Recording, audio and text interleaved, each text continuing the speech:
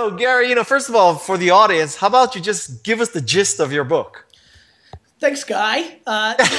This is so fun.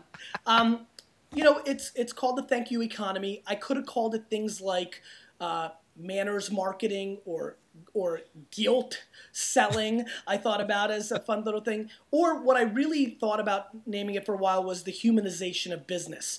What really it talks about, Guy, is I understand what I did to build my personal brand, which was enormous engagement and scaling one-on-one, right? What a lot of people know about me is I do answer my email. I do reply just an ungodly percentage of the people that are looking for me. And I started thinking like, wow, that's really hard for me or for Guy or for Lady Gaga or Justin Bieber or anybody, who's got even 10,000 contacts or 5,000 contacts. It's a lot of volume. And what do you do, when you're doing your real job? It's a lot. Yeah. But what I started thinking and believing was, wait a minute, this could work for Wine Library because I can hire 4 or 5 people to jump in and act as the brand. And I believe that we are living through the biggest culture shift of our time with the internet. Forget about Facebook and Twitter and Tumblr and Quora. I'm talking about the internet. That it's only 17 years old. It's just starting, and this is the maturation process. And I really start tackling what is the ROI of social engagement, and more importantly, why do you have to do it so you don't end up looking like Barnes and Nobles, and why and you don't look up like Borders, excuse me, not Barnes and Noble, or Netflix, right? How do you end up not letting innovation put you out of business, right? And so I really talk about the difference between the thank you economy and a good social media campaign. So cut off for a second. So it's really tackling what are these trends and how do I make them real business? Because Guy, you know this about me. I'm not a journalist. I'm not a developer. I come from a very heavy business background, right? I built a $60 million business, bricks and mortar, before I started learning this world and talking to it. So my sensibility comes into how does a PepsiCo or a Ford or a Nike use this world properly in their corporate structure, or an entrepreneur use it in this new economy we live in. All right, great. And how about you? What is the life-size quick capsule of what enchantment is? Well, I've been enchanting people, now that I look back on it, for about 30 years now, starting with the jewelry business. The jewelry to me is what wine was to you. That's or right. is to you. Yeah. So I started the jewelry business. I became a Macintosh evangelist.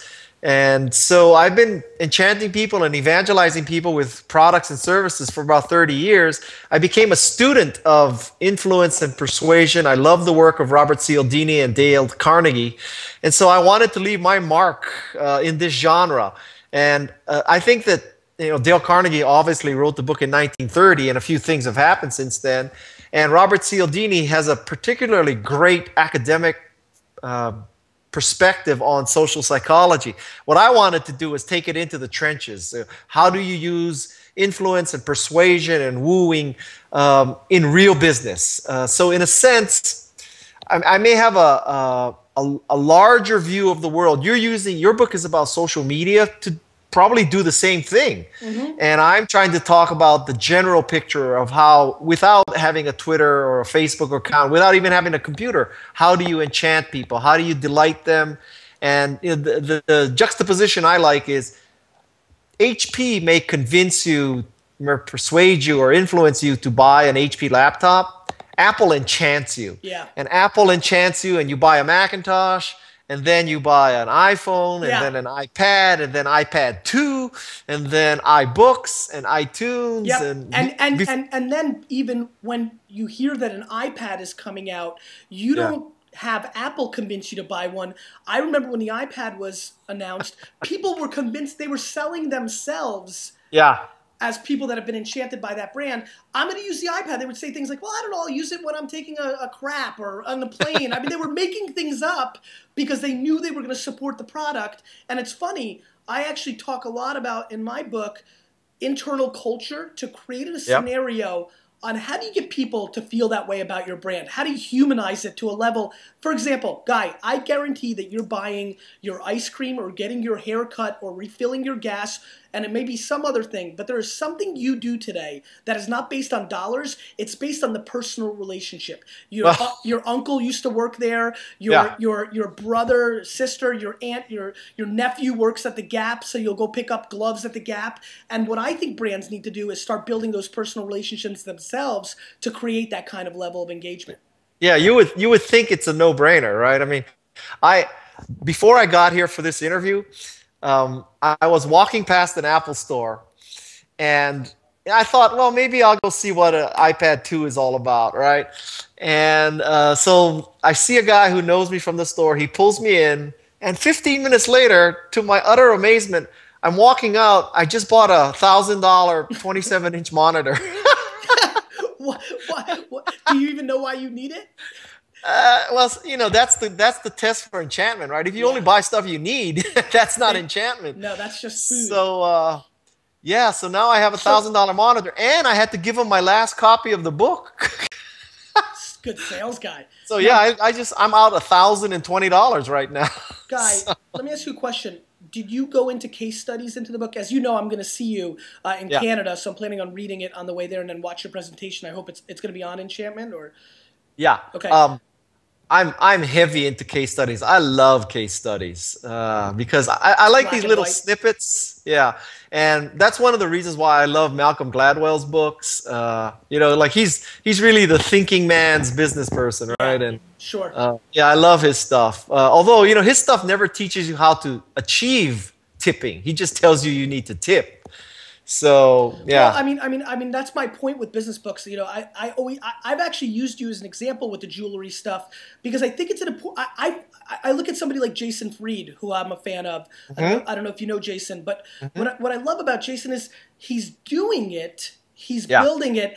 I love that. And I love journalists and bloggers, and I have no disrespect for that. But when you talk about business books, it's nice when it's coming from actual execution because I talk as big of a game as anybody, right? I probably talk too much, and I apologize for that.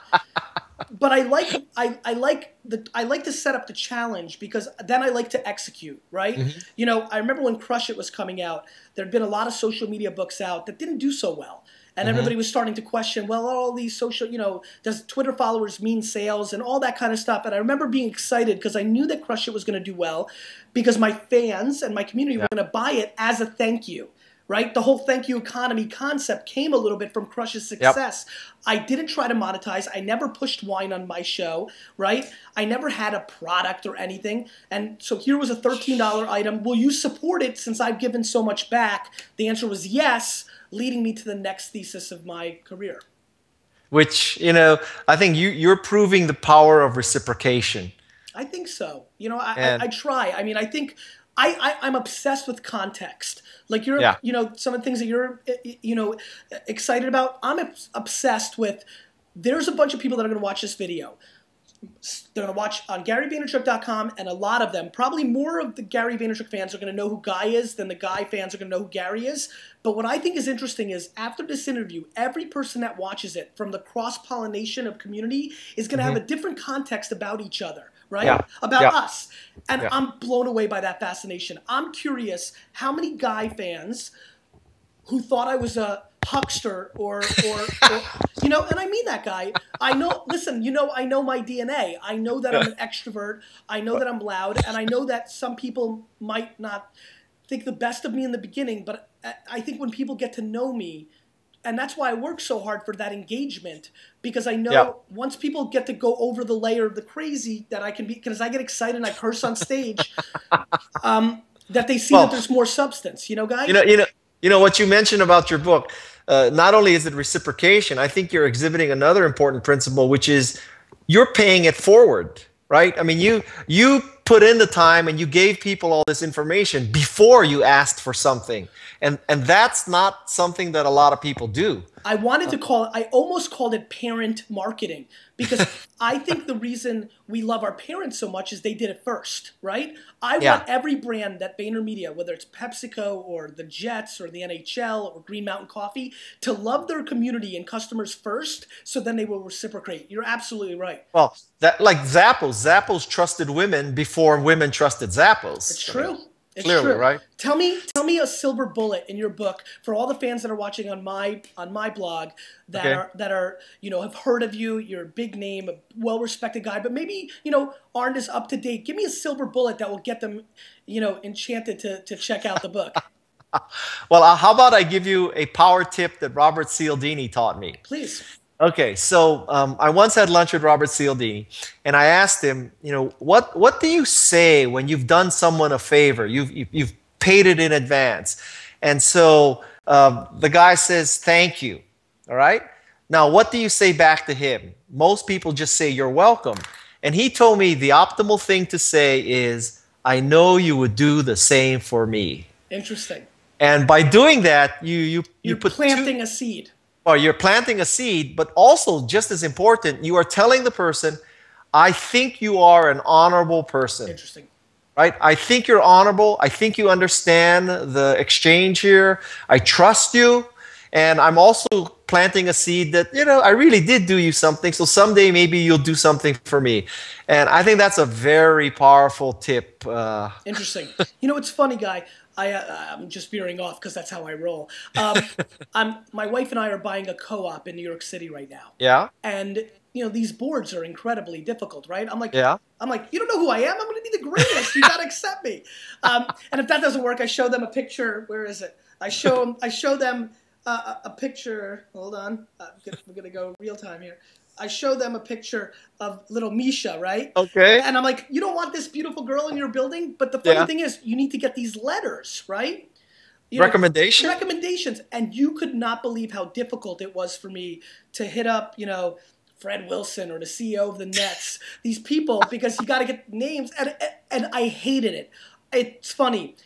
I'm such a rah-rah intense guy, and I'm a sales guy, but my sales style, and back to the point that you just said, I'm very interested in giving first. Mm-hmm. I feel like I want social equity. I want to start the relationship with, here. And what's funny? I don't even care if people reciprocate, because when they say no, I mean, I've had situations, I'm sure you have too, where I've given 8 points and I've asked for 2 and they couldn't give it to me. I find that like the old Bronx Tale movie where the guy says, you're lucky you found out he was a jerk for $20. I'm serious. I don't mind when people don't reciprocate, because then I can understand where they're, they don't get it. Back to your point. You said, you get it. I believe in you. Okay. Great guy, fun to hang out with, but doesn't get what's going on here, and I can move on. And I find so let me